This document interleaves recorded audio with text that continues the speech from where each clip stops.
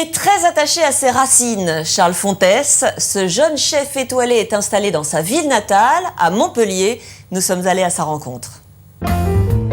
Montpellier, sur les bords du Lèze, se trouve l'un des plus vieux restaurants de la ville. Simple guinguette au XIXe siècle, l'établissement est aujourd'hui l'adresse gastronomique étoilée du chef Charles Fontès.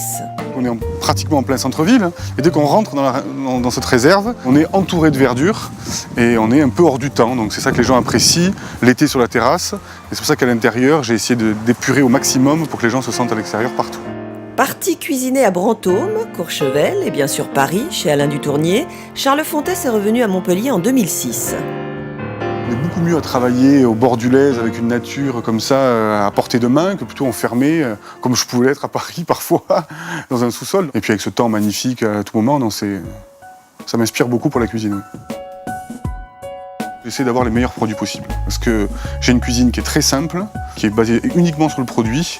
Et moi je trouve qu'un beau produit, bien salé, bien assaisonné, bien cuit, ça suffit amplement à faire une bonne cuisine. Et ça c'est le pain de mon cousin qui est boulanger à Montpellier et qui me fait un pain extraordinaire, c'est un pain de campagne. Donc j'ai un pain frais qui sort du four tous les jours, midi et soir. Et j'en suis très fier parce que les gens l'adorent. Derrière les fourneaux, c'est la place que préfère Charles Fontès, même s'il lui a fallu un peu de temps pour le comprendre. J'ai fait une scolarité à peu près normale, un bac général, et puis je me suis dirigé en droit. Au bout de 2 ans, je ne voyais pas très bien la finalité de ce choix, donc je me suis naturellement, sans trop réfléchir d'ailleurs, dirigé vers la cuisine. Et là, j'ai eu un véritable coup de foudre pour la cuisine, dès le premier jour où je suis rentré dans une cuisine, à l'école hôtelière, où ça m'a bouleversé. Je me suis dit, c'est ce métier que tu veux faire, et surtout, tu veux avoir un restaurant.